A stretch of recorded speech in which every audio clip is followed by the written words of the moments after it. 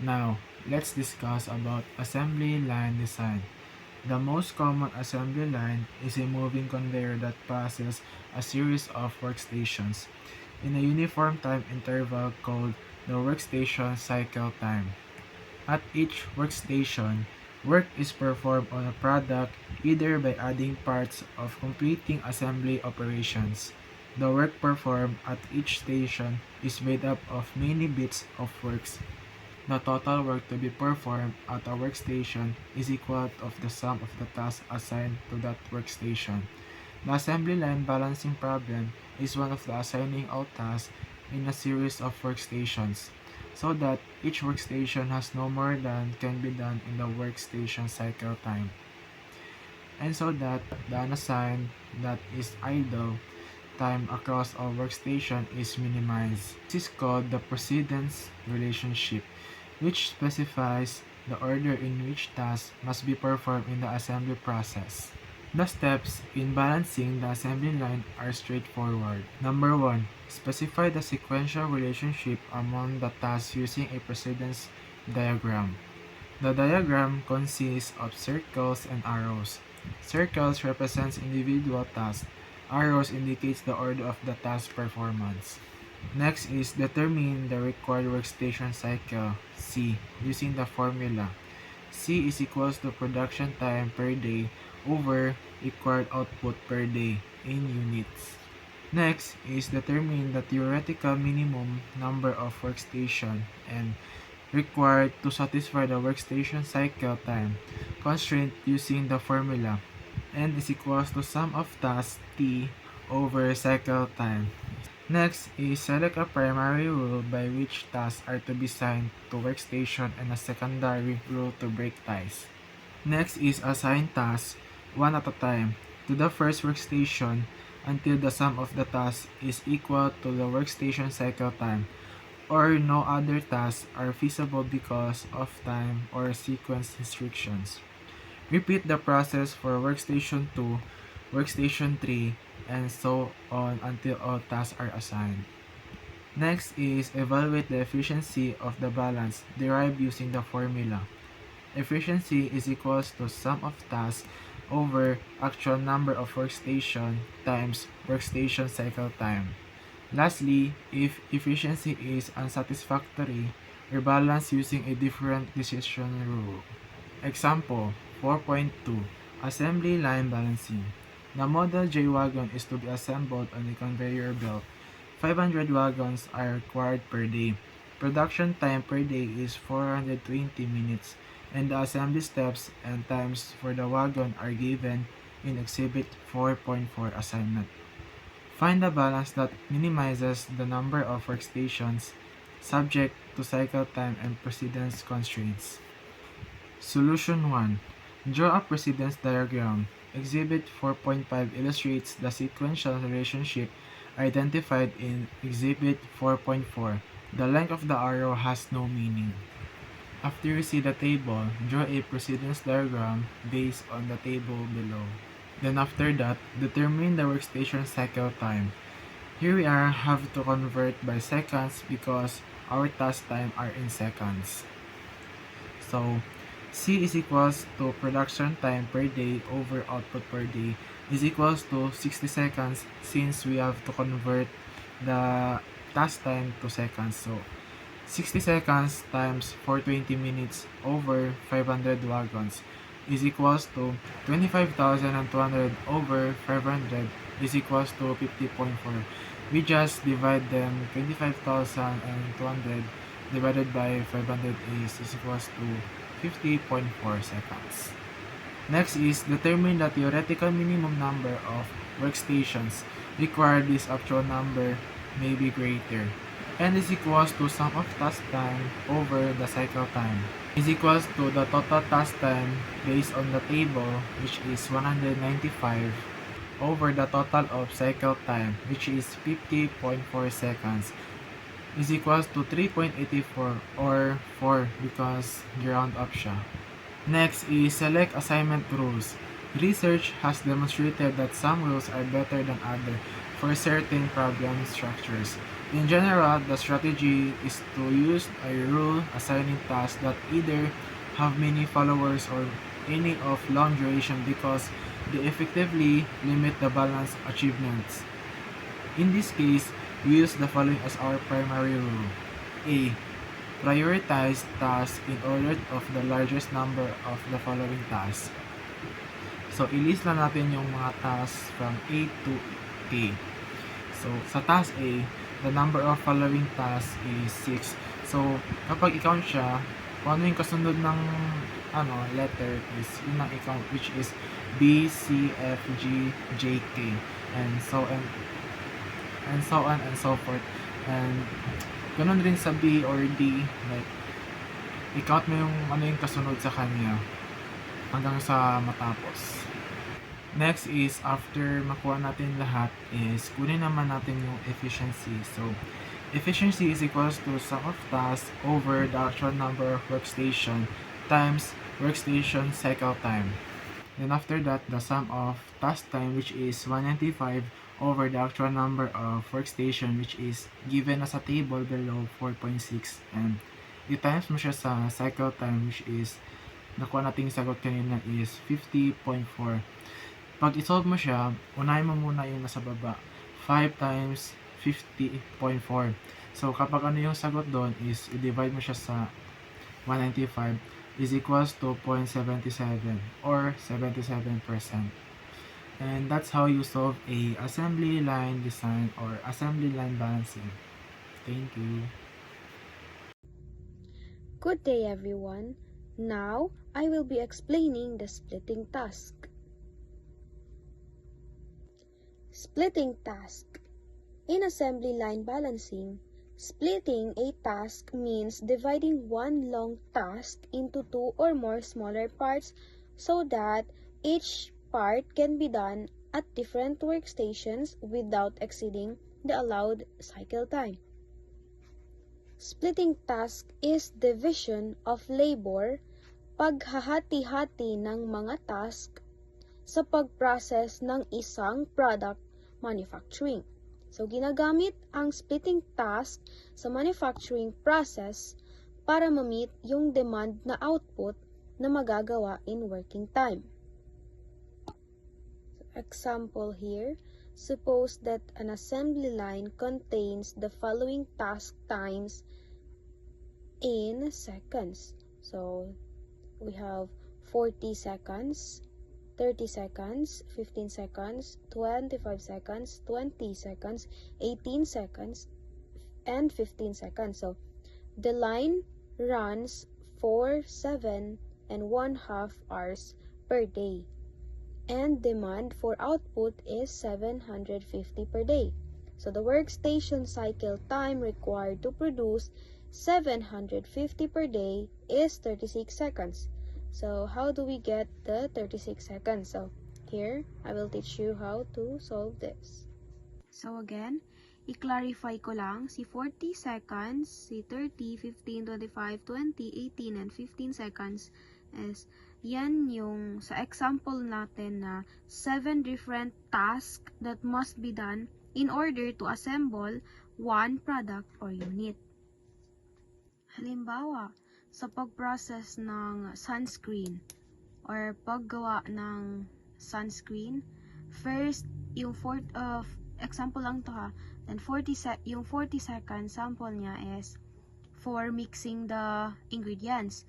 Then, sa task 2, the 30 seconds is the, yung packaging niya. Then, sa task 3 naman, which is 15 seconds is, yan naman yung pag-pack ng isang box na siya. Ganon. So, this is the formula to get the cycle time required for every unit. So, hours of working process or yung tinatakbo ng oras para ma-produce lahat nung demand niya na output. Then, multiply mo siya by 60 minutes and multiply by 60 seconds. So, yung result niya i-divide natin kay demand output. So, example natin kanina, di ba? Ang line natin runs for 7 and 1/2 hours. Then, ang demand output niya is 750 per day. So, ito, 7 and 1/2 hours multiply by 60 minutes and multiply by 60 seconds. So, ang result niya, i-divide natin kay 750 demand output natin, which is equal to 36 seconds per unit. So, 36 seconds per unit, this means each workstation must finish its assigned task in 30 seconds or less. Okay, gets? So our problem is that we have one task that takes 40 seconds. So how do we deal with this task? There are several ways that we may able to accommodate the 40 seconds task in a 30-second cycle. Possibilities are: number 1, split the task, dividing a single longer task into smaller subtasks that can be completed at separate workstations. Split the task. Divide the 40 seconds task into 2 parts. Example, 20 seconds and 20 seconds. So, assign the parts to different stations. And this way, no stations exceed 30 seconds because you divide it by 2. Number 2, share the task. Let an adjacent station help complete part of the task. Share the task. So another station helps finish part of the job. Example, worker A does 30 seconds of it and the worker B finishes the last 10 seconds. Like that.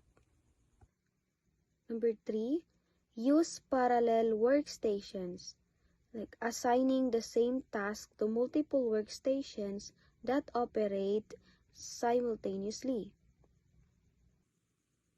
Parallel workstations, like setups 2 stations doing the same 40 seconds task. Together, they can handle twice the workload at the required pace. So it is useful if the task cannot be split or shared. Number 4, use a more skilled worker. Assign a faster or more experienced worker to complete the task within cycle time. Use a faster or skilled worker. If a skilled worker can do the 40 seconds task in 30 seconds or less, the problem is solved. Sometimes this works if the task only slightly exceeds the cycle time, 40 versus 36 seconds. Number 5, work overtime.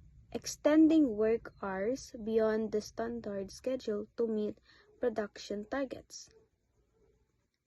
Example, producing at the rate of 1 every 40 seconds would create 675 units per day, and 75 units short of the needed 750 units. The amount of every overtime required to produce the additional 75 is 50 minutes. So, to solve that 50 minutes, to get work overtime needed is shorted of units per day multiply by seconds of unit takes to produce na need i-overtime kasi di niya na-meet yung demand. And divide mo by 60 seconds. So, the result will minute siya. Yan yung minute per day na need mong i-overtime para mamit mo yun. So, di ba kanina, ang shortage natin is 75 units. Tapos, each unit takes 40 seconds to produce. So, para mag-get natin yung overtime natin na oras is 75 units times 40 seconds divide mo kay 60 seconds equal to 50 minutes per day. So, 50 minutes per day. Therefore, 50 minutes of overtime per day is needed to meet the demand. Number 6. Change the product, method, or tools to reduce task time. Redesign or improvement, like change product design, materials, or tools. An example, automation, gawin mo siyang automatic, or new method para sa improvement. And other possibilities to reduce the task time include an equipment upgrade, a roaming helper to support the line, a change of materials, and multi-skilled workers to operate the line as a team rather than as independent workers. So, good day everyone. Today I'll be explaining about flexible and U-shaped line layouts in assembly line production. First, let's talk about the problem in many assembly lines. Tasks are divided into workstations, but balancing these tasks is not always perfect. Some stations finish faster, while others are taking longer. This causes idle time and efficiency. To solve this, companies use flexible line layouts. This means the arrangement of tasks and workers can be adjusted when needed.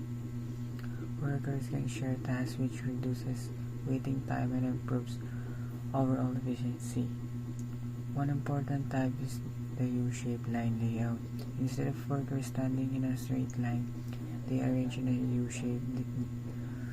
This design allows workers to handle tasks on both sides of the U, communicate more easily since they face each other, share work quickly when one station is overloaded, save space compared to straight line layout. For example, in a toy company, the U-shaped line help balance work among stations. Workers at the bottom of the U could support tasks from overloaded areas, making the line smoother and more productive. So, in conclusion, flexible and U-shaped layouts are effective solutions for assembly line problems. They increase efficiency, encourage teamwork, and adapt better to changes in production. So, let's talk about mixed model line balancing. So, mixed model line balancing means making different products on the same line. It is mixed in smart order. So, the work of producing a product can be smoother and like moving piles of extra products. So the goal of mixed model line balancing is to make sure the factory can produce different kinds of products that customers want without making too many extras. So instead of building a large batch of one product and then switching to another later, parang the factory decided to mix the production of different products. This means that different models are made on the same assembly line, one after another, in a repeating pattern each day or each week. So by doing this, the factory keeps production smooth and avoids extra inventory and still meets the demand of the product types. So as you can see in this illustration, some layouts are bad because workers are caged or stopped.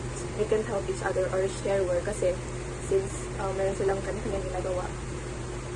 And then, some layouts are better like U-shapes because workers can share tasks, help each other, and keep the line moving smoothly. So, kahit may ginagawa sila, pwede nilang tulungan yung iba kasi parang they are not that busy or like wala masyadong ginagawa. So, let's take a look at the example.